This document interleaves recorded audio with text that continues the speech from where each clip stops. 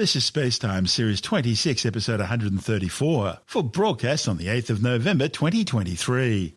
Coming up on SpaceTime, could Pluto host a supervolcano? A new study looking at why most Martian meteorites are curiously young in age.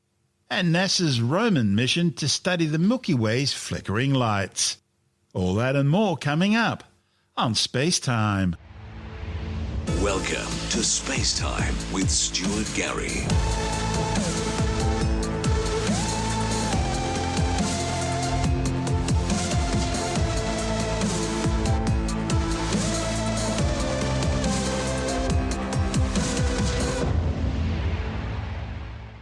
A new study suggests the distant dwarf planet Pluto could be home to a massive supervolcano. A report on the pre-press physics website archive.org claims a strange feature on Pluto called Kylides crater has intrigued scientists for years, raising questions about its origins. The study's lead author, planetary scientist Dale Cruikshank from NASA's Ames Research Center, says the feature raises a lot of questions about what's happening inside Pluto to create such a weird landscape. Cruikshank and colleagues believe Kylides is in fact a super cryovolcano, sending out lava ice flows onto Pluto's surface from deep underground. Cryovolcanism is common throughout the outer solar system. It's been found on several asteroids and on some of the moons of Jupiter, Saturn, Uranus and Neptune. During the New Horizons 2015 flyby of Pluto, several features were earmarked as possible cryovolcanic regions. One of them was Virgil Fossey, located on one side of Sputnik Planitia, Pluto's prominent heart-shaped surface feature. Kylides, which is about 44 kilometres across, lies at the top of the right lobe of the heart shape, in a subregion called Hayabusa Terra. Readings by New Horizons show that Kylides had a lot of water ice scattered around it, and that's unusual because methane and nitrogen ice cover most of Pluto's surface. Also, the water ice contained an ammonia compound, which must have been brought to the surface from deep below in a sort of water-ammonia mixture by some sort of internal heat process, possibly the radioactive decay of elements deep inside the dwarf planet's core. Ammonia lowers the freezing point of water, allowing it to flow as an icy magma through cryovolcanism. Water ice is the primary bedrock on Pluto, and the heating could be creating an ocean of liquid water or at least pockets of slushy water ice. In fact, many scientists are suggesting that water ice or icy slush surrounds Pluto's core.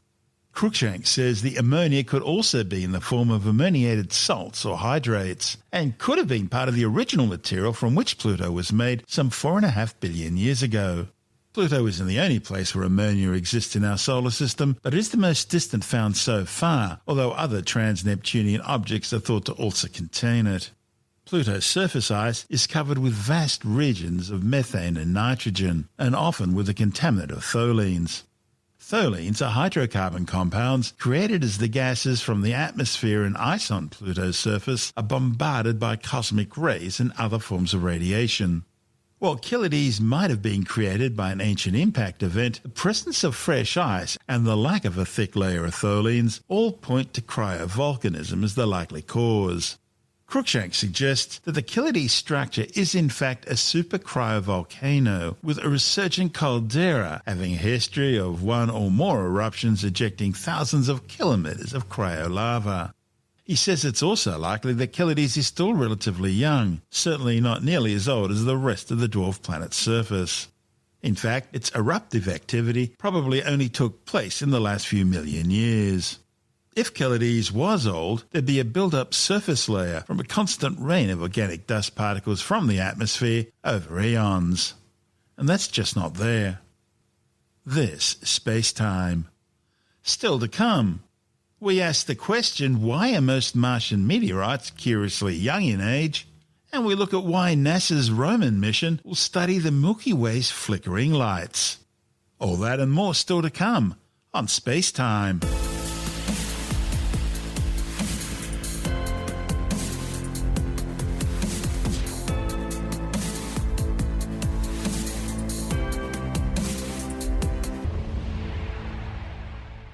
A new study has pointed out the curious fact that most Martian meteorites that make it to the Earth's surface all appear to be relatively young in age. Martian meteorites are incredibly rare and can tell scientists a lot about the geological history of the red planet. But one of the biggest issues for scientists studying these meteorites is that it's always been difficult to date them. Different techniques tend to come back with different ages, making it hard for researchers to pin down where on Mars the rock originated.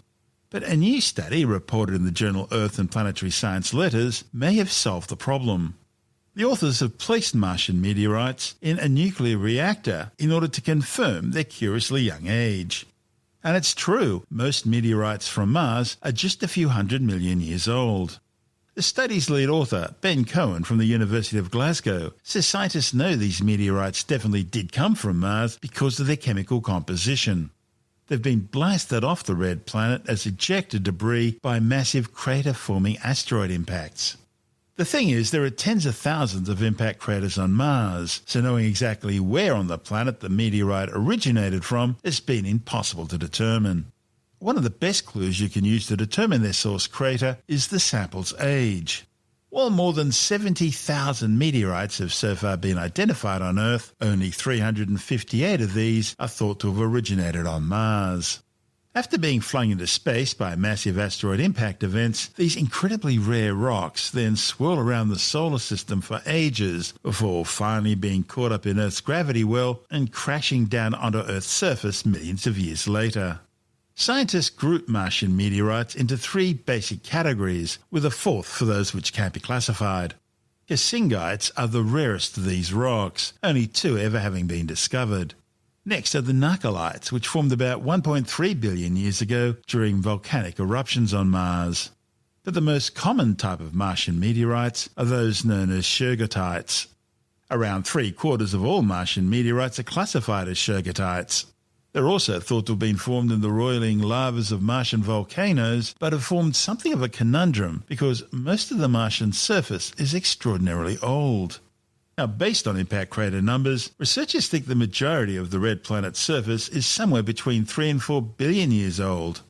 But when scientists try to date shergottite meteorites, they come up with a huge range of ages from 4 billion years to less than 200 million years.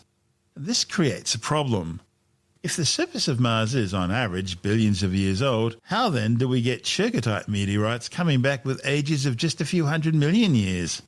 Now, the authors admit that it is possible that the pressure and heat of impact events could be resetting the methods geologists normally use to determine the age of rocks.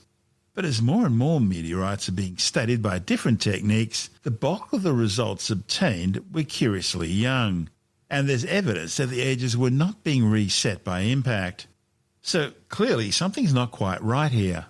Martian meteorites have historically been dated using a range of methods such as the argon-argon method, which measures the rate of decay of the isotope potassium-40 down into argon-40. Potassium's an abundant element, making this method very versatile. It's used to measure the ages of a variety of rocks, from eruptions of Mount Vesuvius to the start of the early solar system itself. It's useful for rocks that are formed on Earth because scientists are able to account for contamination of additional argon making its way into the rocks that might skew the age. But things are a little bit trickier for rocks that have been whizzing around space for millions of years. There are 5 potential sources of argon on Mars and in space that can be contained within shergottite meteorites, and that compares to rocks on Earth where there are only 3. The fact that there are these 2 extra sources of argon in Martian samples is what's making the argon-argon method get complicated for shergottites. By going back and looking at the argon-argon method with modern equipment and technology, Cohen and colleagues were able to reassess 7 Martian meteorites. This included sticking very small pieces of them into a nuclear reactor in order to measure the argon concentrations as accurately as possible and then seeing what ages they came back with. By looking more precisely at the chemistry of these meteorites, they were able to account for any argon the rocks may have gained while in space. And they were also able to correct the amount of contamination there may have been, both from the Martian and Earth atmosphere. Once Cohen and colleagues did that, the argon-argon ages came back as being young and matched precisely with other methods like uranium to lead. The best explanation for the young age of these meteorites is that the frequent bombardment of Mars has created a layer of crumbly rocks on the surface known as regolith, and over time there have been many more impacts into this layer of regolith that's accumulated, while at the same time fresh volcanic eruptions were bringing newer rocks to the surface. This meant that for every new impact, the likelihood of older rock being kicked up and ejected into space was reduced. You see, the older the sample, the thicker the regolith, and the thicker the regolith, the harder it is for the underlying rock to be thrown off the surface of Mars. And that could explain why 3/4 of all Martian meteorites are considered young Shergottites, with comparatively fewer older types of Martian meteorites present. This is SpaceTime. Still to come, why NASA's Roman mission will study the Milky Way's flickering lights, and later in the science report, a bit of good news, with mangrove forests and low-lying islands in the northern Great Barrier Reef starting to expand. All that and more coming up on SpaceTime.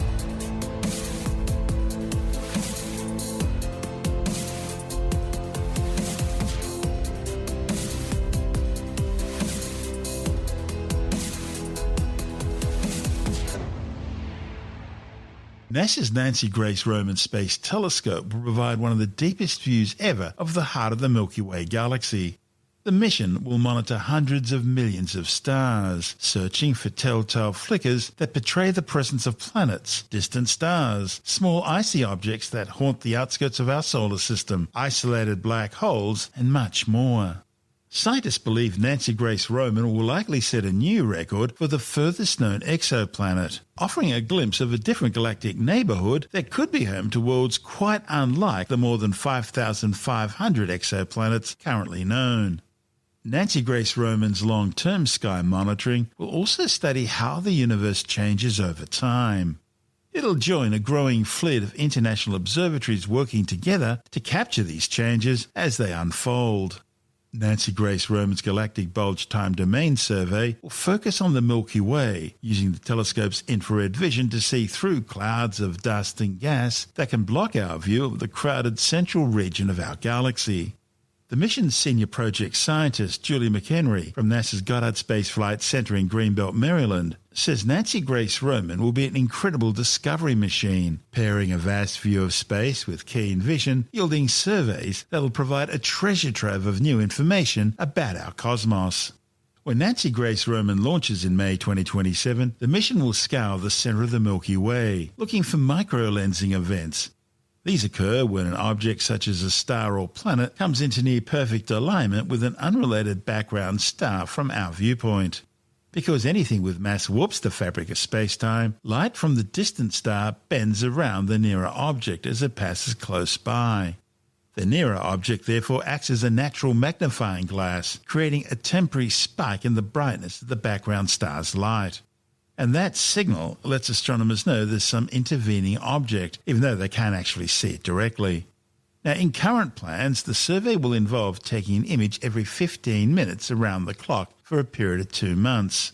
Astronomers will repeat this process 6 times over Roman's 5-year primary mission, providing a combined total of more than a year of observations. Right now, astronomers expect the survey to reveal more than 1,000 new exoplanets, all orbiting far from their host stars, and in systems located further from Earth than any previous mission has detected. Nancy Grace Roman will even be able to detect rogue worlds, planets that don't orbit a star at all. These cosmic castaways may have formed in isolation or been kicked out of their home planetary systems by some sort of gravitational perturbation. Studying rogue planets will offer clues about how planetary systems form and evolve. For example, scientists believe that as Jupiter and Saturn moved out from the inner solar system to their current orbital positions, they caused gravitational perturbations which affected the orbits of Uranus and Neptune, flinging Neptune out beyond Uranus and slingshotting a possible third planet in the system out of our solar system completely. Roman's microlensing observations will also help astronomers explore how common planets are around different types of stars, including binary star systems. The mission will estimate how many worlds with 2 host stars are found in our galaxy by identifying real-life Tatooine planets, building on the work started by NASA's Kepler Space Telescope and TESS, the Transiting Exoplanet Survey Satellite. Roman will also find brown dwarfs, those objects which fill the boundary region between the largest planets and smaller stars. Studying them will allow astronomers to explore the differences between planet and star formation. And Roman's expected to spot more than 1,000 neutron stars and possibly hundreds of stellar mass black holes. These exotic heavyweights form after massive stars exhaust their fuel supplies and collapse. Black holes are nearly impossible to find when they don't have a visible companion to signal their presence. But Nancy Grace Roman should be able to detect them even if they're unaccompanied, because microlensing relies only on the object's gravity. The mission will also find isolated neutron stars, the leftover cores of stars that weren't quite massive enough to become black holes. And astronomers will also use the new telescope to find thousands of new Kuiper Belt objects, icy bodies scattered out beyond the orbit of Neptune. All of these scientific discoveries and much more will come from Nancy Grace Roman's Galactic Bulge Time Domain Survey, which will account for less than a quarter of the observing time in Roman's 5-year primary mission. Its broad view of space will allow astronomers to conduct many of these studies in ways that have never been possible before, giving science a new view of an ever-changing universe. This report from NASA TV. Almost all observations of the universe come by collecting light in various wavelengths. This light can show variations in brightness, reveal structure in cosmic objects, and contain huge amounts of information in how its wavelengths are distributed across a spectrum. Researchers have captured these details for decades, even centuries, but often they are limited to just a brief snapshot of an object in space, a single still image. In recent years, scientists have been making more observations with a fourth component, time. Space isn't static, and recording data through a given duration, called time domain astronomy, tracks how details of an object, like brightness, spectrum, location, and structure, change. An object can vary, it can move, or it can do both.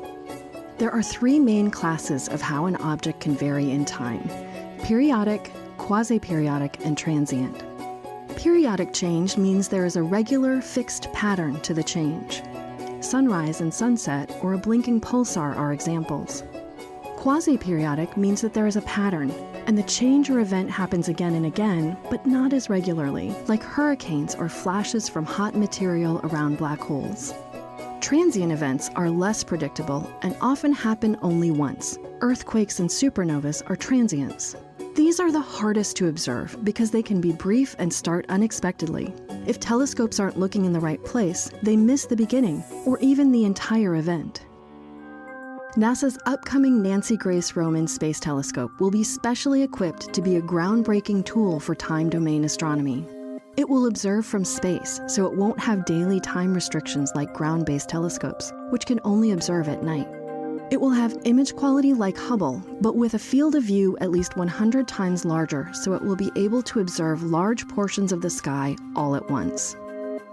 Roman is a survey mission, which means that in addition to a large singular field of view, Roman can repoint that view more efficiently during observation periods, tiling even larger areas of sky 1,000 times faster than Hubble. For one of these, called the Galactic Bulge Survey, Roman will aim its expansive view at the center of our galaxy and observe a 2 square degree region in infrared wavelengths that cut through the obscuring dust to reveal millions of stars. During this survey, Roman will take a new image every 2 minutes for more than 62 days, and then repeat this 6 times over 5 years for a total of 400 days of coverage. Roman will be watching for planets transiting or eclipsing their host stars, and rare gravitational lensing events where gravity of foreground objects lenses the light of background stars, causing changes in brightness. These peaks can reveal new planetary systems, rogue planets untethered to a star, and even black holes that would otherwise be invisible. A single snapshot of the sky can't show these events. They require constant or very regular monitoring to reveal. Roman's main objective in this survey is simply finding new planets and black holes. Astronomers anticipate that Roman could discover over 1,000 microlensing and 100,000 transiting planets from this survey alone. Observatories like the James Webb Space Telescope can then follow up with a narrower, more targeted view and learn key details about the most interesting discoveries. Roman will also perform time-oriented surveys aimed at furthering our understanding of the universe's history and future. With its wide and steady gaze, the Nancy Grace Roman Space Telescope will be a key player in the future of time-domain astronomy. This is SpaceTime.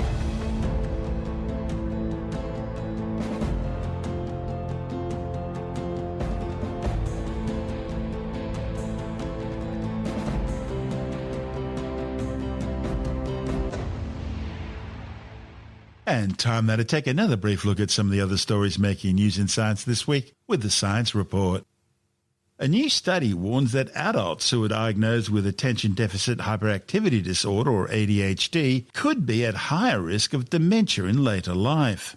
In 2003, the authors used an Israeli health database to identify over 100,000 people born between 1933 and 1952 who had not yet received a diagnosis of ADHD or dementia, and then followed up with them until 2020.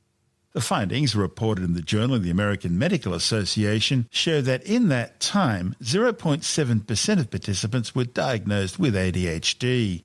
And within that ADHD group, 13.2% went on to develop dementia during the study period. At the same time, only 7.1% of participants who did not receive an ADHD diagnosis went on to develop dementia. Now, although this type of study can't show that ADHD caused an increase in dementia, the researchers say the findings contribute to existing research suggesting there could be a link between the two. Meanwhile, scientists warn that people aged over 50 with ADHD are being overlooked when it comes to diagnosis and treatment. A report in the journal Expert Review of Neurotherapeutics says the current diagnostic criteria have no specific consideration of how ADHD presents in older adults. The researchers looked at 100 studies, including 44 in older adults. They found that none of the studies observed people over a long period of time going into older age. Instead, the studies tended to ask people about their childhood symptoms, which can be unreliable because of age-related memory issues. Bit of good news now. Scientists have found that mangrove forests in low-lying islands in the northern Great Barrier Reef are expanding. The findings, reported in the Journal of the Proceedings of the Royal Society B, combined field surveys and canopy height models to map the mangroves of the Howick Islands and estimate their growth since the early 1970s. The study's authors say that over the past 50 years, the mangrove forests have grown up to 5 metres a year, adding over 100,000 tonnes of biomass to the region. The researchers say this is likely in response to environmental changes, including sea level rise, cyclones and sediment transport. The new mangroves create new habitats and protect the island's coastlines. Apple releases its new M3 range of processors, claiming they're the world's most advanced computer chip, a new smart health system for your beloved pooch. And see how the other half lives at the Sydney International Watch Fair, where you can snap up a bargain $1 million wristwatch. With the details on that and more, we're joined by technology editor Alex Zaharov-Reutt from TechAdvice.life. Yeah, well, this is their third generation of their M-class processors based on the ARM processors used in the iPhones and iPads. This is sort of the supercharged desktop-class processors. And for those who like to wait for version 3 of something before buying, this is a perfect time. Rendering speeds are 2.5 times faster than on the M1 family of chips for video. The CPU performance cores and efficiency cores are 30% and 50% faster respectively than those in the M1. It's not as fast compared to the M2 in terms of, how much faster it is in the M1, but that's because the M2 came out last year. And if you've been waiting, from your Intel machine, this is obviously a much bigger jump. In fact, compared to Intel, this is 11 times faster than their Intel-based machines, depending on which one you got. If you have an older Intel machine, it'll be faster still. And then the neural engine, the AI component of the new chips, is 60% faster than the neural engine in the M1. So, look, this is obviously Apple wanting to boost its sales of Macs, and also it's their answer to what Qualcomm launched last week when Qualcomm launched their X-series ARM-based processor for Windows computers. I mean, that was Qualcomm's answer to Apple's M-series chips. Qualcomm's ARM chips for desktop computing haven't been anywhere near as impressive as Apple's. And in fact, Qualcomm purchased a company that was made up from ex-Apple engineers, some of whom worked on the M-class series of chips. And Qualcomm did say that their processor was faster than the M2. So it's telling, and it's interesting that a week later, Apple has launched processors that eclipse the M2 in speed and should be blowing the competition out of the water. And on top of all of that, you can now purchase Apple's M3-based computers, and the first orders will arrive in less than a week, whereas Qualcomm's processors won't arrive until mid-2024. So definitely good for Apple. They've got new MacBook Pro 14 and 16-inch models. They've gotten rid of the 13-inch MacBook Pro. And there's also a new iMac, which didn't get the M2 chip, but now gets the M3. So if you were looking at getting a Mac or upgrading from your Intel Mac, now's a good time. But of course, if you don't buy one now and you wait till next year, there'll be the M4. It'll be even better. There's some smart news for people who love their four-legged friends. If you have a fur baby. Well, actually, this is a smart health system that helps your dog in this case. It's for dogs. They have a smart wearable, which is like a Fitbit for dogs. They have a connected smart bowl, and they also have this home hub. And what it allows you to do is to track the health of your dog, when they sleep, make sure they get the optimum amount of food, track their needs and quirks and behaviors. And you can do all this even when they're not home. Look at their food intake, again, look at how they play and sleep, and even tell how your dog is feeling. So, look, I was at JB Hi-Fi, which is a bit like Best Buy in the US, and I was there to purchase a hard disk, but I looked on one shelf and there was a whole stack of pet tech, so connected wearables for your pets. But this is a Melbourne-based, an Australian startup called iLume, I-L-U-M-E, a personalised pet health system. And they say it's a world first. So, if you've got a Fitbit for yourself, you can now get one for your dog. And finally, if you've got enough money, $1 million for a Swiss watch. Yeah, in Sydney on the 2nd, 3rd, and 4th of November was the Sydney International Watch Fair, which had 9 luxury Swiss watch companies, most of which you've probably never heard of. There's a company called Rebellion Timepieces, which only started 4 or 5 years ago, but already they're the official timekeeper for Dakar. They're the official timekeeper for the Alfa Romeo F1 team. They have Ronaldinho, the Brazilian football star, as their ambassador. They had the Revolt, which is a $1 million watch with 330 baguette-cut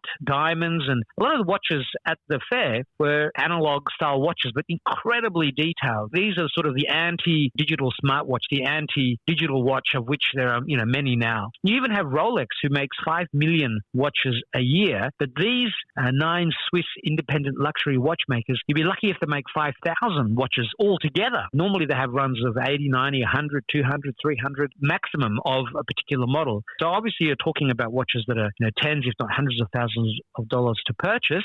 But these are people who have their own private business jets, let's face it. Yeah, it's for people who want something special and different, and it's a peek into a fascinating world that most of us sadly will never be able to afford to purchase. But Alex, let me ask you straight out here. Did they give you one as a free sample? No. You do. It's not the sort of thing where you get a free sample, but it's certainly something if you want to see how the other side lives. It's a wonderful example of that in action, and it's capitalism at its finest. And what else is on the website this week? Look, I have plenty more articles at techadvice.life. There's some new augmented reality glasses. There's a lot of the video interviews with the people manning the stands at the Sydney International Watch Fair. There's the behind-the-scenes video of how Apple filmed its Scary Fast event using iPhone 15 Pro Max instead of expensive cameras. And so please come and have a look and check it out for yourself. That's Alex Zaharov-Roy from techadvice.life.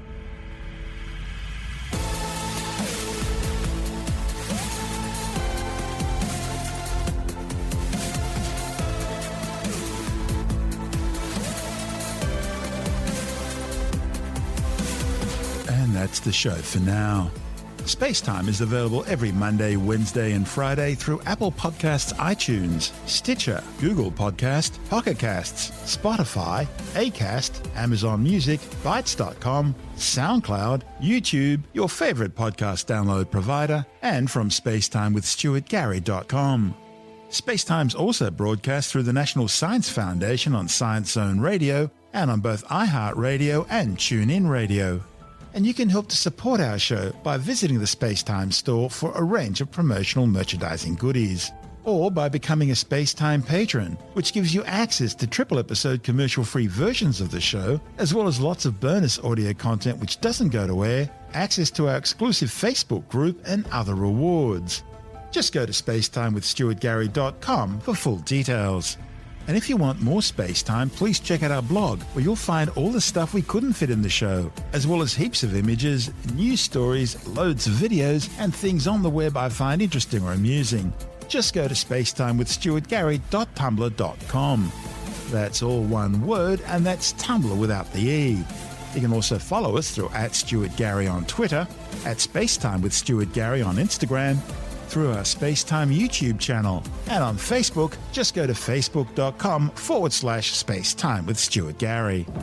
You've been listening to SpaceTime with Stuart Gary. This has been another quality podcast production from Bytes.com.